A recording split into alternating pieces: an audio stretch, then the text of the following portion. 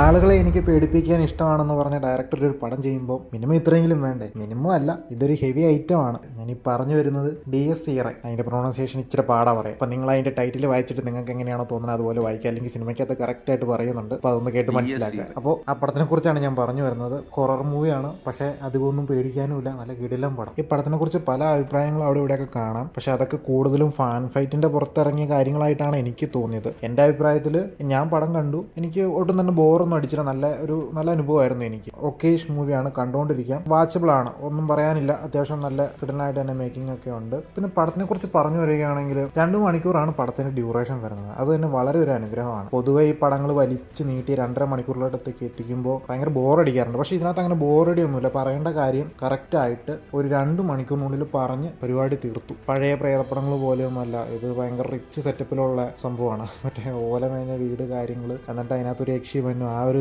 വൈബല്ല പടം പിടിച്ചേക്കുന്നത്. അത്യാവശ്യം നല്ല റിച്ച് ആയിട്ടുള്ള ഒരു കിഡ്, അയാൾക്ക് വരുന്ന ഒരു ദുരനുഭവം അല്ലെങ്കിൽ ഈ പറയുന്ന ഒരു പ്രേതത്തിന്റെ അറ്റാക്ക് കാര്യങ്ങൾ, അതൊക്കെ വെച്ചിട്ടാണ് ഒരു ഫസ്റ്റ് ഹാഫ് ഫുള്ള് പോകണം. അപ്പം നമുക്ക് കുറേ ചോദ്യങ്ങളുണ്ട്. ഇത് എന്തിനാണ്, ആരാണ്, എങ്ങനെയാണ്, എന്താണെന്നൊക്കെ ഉള്ള കുറേ ചോദ്യങ്ങൾ നമ്മുടെ മനസ്സിൽ വരും. ആ ചോദ്യങ്ങൾക്കുള്ള ഉത്തരമാണ് സെക്കൻഡ് ഹാഫ് വരുന്നത്. ഫസ്റ്റ് ഹാഫിൽ ഈ പറയുന്ന കാര്യങ്ങൾ കാണിക്കുമ്പോൾ ഇത് വെറുതെ കാണിക്കുന്ന ഒരു ഫീല് തോന്നത്തില്ല. കാരണം ഇതിനൊക്കെ എന്തോ കാര്യമുണ്ടായിട്ട് കാണിക്കുന്ന രീതിയിലാണ് എനിക്ക് സ്ക്രീൻ പ്ലേ ചെയ്ത് വെച്ചിരിക്കുന്നത്. പ്രണവ് മോഹൻലാലിന്റെ ക്യാരക്ടർ ചെയ്തിരിക്കുന്ന റോൾ എന്ന് പറഞ്ഞത് ഒരു ചെറിയ നെഗറ്റീവ് ഷെയ്ഡ് പോലെ നമുക്ക് ഫീൽ ചെയ്യിപ്പിച്ച്, അല്ലെങ്കിൽ അങ്ങനത്തെ ആ ഒരു ഇതിൽ വന്നിട്ട് നമുക്ക് പോകുമ്പോൾ ഈ പറയുന്ന ആ ഒരു സ്ക്രീൻ പ്ലേ അങ്ങനെ പോകുന്നതുകൊണ്ട് തന്നെ നമുക്ക് പടത്തോട് കൂടുതൽ അറ്റാച്ച്മെന്റ് തോന്നും. ഇവൻ എന്ത് കുഴപ്പം കാണിച്ചിട്ടാണ്, അല്ലെങ്കിൽ എന്ത് ചെയ്തിട്ടാണ് ഇതിങ്ങനെ അറ്റാക്ക് ചെയ്യണം, അല്ലെങ്കിൽ എന്താണ് പ്രശ്നം എന്നുള്ളതൊക്കെ നമുക്ക് ഇങ്ങനെ ഒരു ചോദ്യചിഹ്നമായിട്ട് വരും. ഉത്തരങ്ങൾക്ക് വേണ്ടി നമ്മൾ കാത്തിരിക്കുന്ന ആ ഒരു ഇതുണ്ട്. ഒരു ത്രില്ലർ അല്ലെങ്കിൽ ഈ പറയുന്ന ഇങ്ങനത്തെ ഒരു മൂഡ് പടം എന്ന് പറയുന്നത് അതാണ്. സാധാരണ പ്രേതപ്പടം എന്ന് പറഞ്ഞാൽ ഏതെങ്കിലും ഒരു പ്രേതം വന്നു, ആ പ്രേതത്തിന് ആരെങ്കിലും കൊല്ലുന്നു, അത് പ്രതികാരം ചെയ്യാൻ വന്നു, ഇങ്ങനെയാണല്ലോ സ്വാഭാവികമായിട്ട് നമ്മളൊരു പ്രേതപ്പടം കാണുന്നത്. ഇത് അങ്ങനത്തെ ഒരു സംഭവമല്ല. ഓൾറെഡി പ്രേതം മരിച്ചത് എങ്ങനെയാണ്, എന്താണെന്നുള്ളതൊക്കെ കാണിക്കുന്നുണ്ട്. പ്രേതം ആ ആളെങ്ങനെയാണ് മരിച്ചതെന്നൊക്കെ കാണിക്കുന്നുണ്ട്. അപ്പോൾ ബാക്കി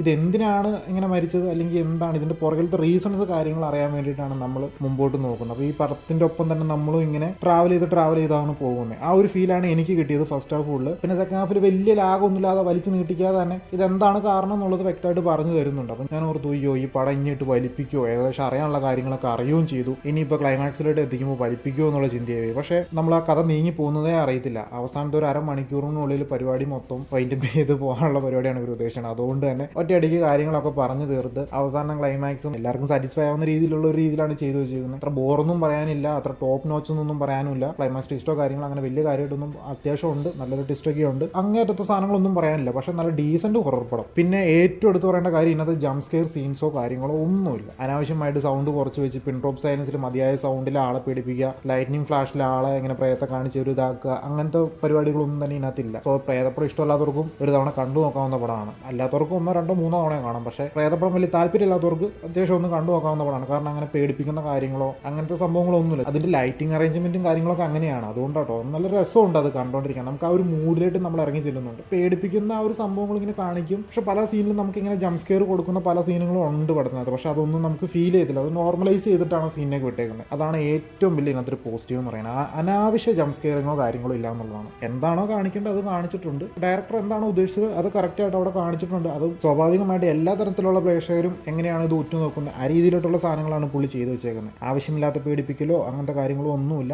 പ്രോപ്പറായിട്ട് നല്ല ഡീസൻ്റ് ആയിട്ട് ചെയ്തു വെച്ചിട്ടുണ്ട്. പിന്നെ എടുത്തു പറയേണ്ടത് ഇതിൻ്റെ മ്യൂസിക്. ക്രിസ്റ്റോ സേവ്യർ വേറെ ലെവൽ, ഒന്നും പറയാനില്ല. പുള്ളി എന്നതാ അതിനകത്ത് കാണിച്ചു വെച്ചിട്ടൊന്നും ഒരു പിടുത്തമില്ല. ഭയങ്കര സീനാണ്. പിന്നെ ഞാൻ പറഞ്ഞില്ല, സിനിമാറ്റോഗ്രാഫി അല്ലെങ്കിൽ കളർ ഗ്രേഡിങ് കാര്യങ്ങൾ അങ്ങനത്തെ കാര്യങ്ങളെല്ലാം ടോപ്പ് നോച്ചാണ്, ഒന്നും പറയാനില്ല. പിന്നെ A സർട്ടിഫിക്കറ്റ് കിട്ടിയേക്കുന്നത് ഈ പടത്തിന്റെ മാനദണ്ഡം A സർട്ടിഫിക്കറ്റ് എന്തിനാന്നുള്ള കാര്യം എനിക്ക് വലിയ പിടുത്തം കിട്ടിയിട്ടില്ല. കാരണം ചെറിയൊരു വയലൻസ് പോലത്തെ സംഭവം കാണിക്കുന്നുണ്ട്. പിന്നെ ഡെഡ് ബോഡീസ് കാണിക്കുന്നതുകൊണ്ടാണോ എനിക്ക് അറിയത്തില്ല എന്തുകൊണ്ടാണ് ഇതിനൊരു A സർട്ടിഫിക്കറ്റ്. അതിനുള്ള സാധനം ഉള്ളതായിട്ടൊന്നും എനിക്ക് പേഴ്സണലി തോന്നില്ല. ഇനി A സർട്ടിഫിക്കറ്റ് കൊടുത്തതിന്റെ വേറെ മാനദണ്ഡങ്ങൾ എന്താണെന്നുള്ളത് ഞാൻ കറക്റ്റ് ചെക്ക് ചെയ്തിട്ടില്ല, ഇതിന് എന്തുകൊണ്ടാണ് അത് കൊടുത്തതെന്നുള്ളത്. പക്ഷേ വയലൻസ് ആണ് ഉദ്ദേശിക്കണമെങ്കിൽ അത് അങ്ങനെ ഇല്ല. പിന്നെ ന്യൂഡിറ്റി ആണ് കാര്യങ്ങൾ ഉദ്ദേശിക്കണമെങ്കിൽ അതും ഇതിനകത്തില്ല. പിന്നെ എന്താണ്, പിന്നെ ഈ ഹൊറർ എലമെന്റ് വരുന്നതുകൊണ്ടാണോ, ഡെഡ് ബോഡീസ് ആയിട്ടുള്ള ഒരു രീതിയിലൊക്കെ കാണിക്കുന്നുണ്ട്. അപ്പോൾ അതുകൊണ്ടൊക്കെയാണോ എന്ന് എനിക്ക് ഡൗട്ട് ഉണ്ട്. എല്ലാവരും കണ്ടു നോക്കുക. മ്യൂസിക്, കളർ ഗ്രേഡിങ് അല്ലെങ്കിൽ വിഷ്വൽസ്, പിന്നെ പ്രണവിൻ്റെ അഭിനയം അത്ര മോശമൊന്നുമല്ല. കുറേ ഫാൻ ഫൈറ്റ് കണ്ടു അവിടെ ഇവിടെയൊക്കെ. പക്ഷേ പുള്ളിയുടെ 1 ഓഫ് ദ ബെസ്റ്റ്, അതായത് ഇതുവരെ ഉള്ളതിൽ ഏറ്റവും നല്ല ബെസ്റ്റ് ആയിട്ടാണ് എനിക്ക് തോന്നിയത്. പുള്ളിയുടെ ലുക്ക് അത്യാവശ്യം നല്ല ലുക്കാണ്. റിച്ച് കിഡ് അതുപോലത്തെ ഒരു സെറ്റപ്പില്ല പുള്ളിനെ ചെയ്ത് വെച്ചത്. നല്ല കണ്ടു കഴിഞ്ഞാൽ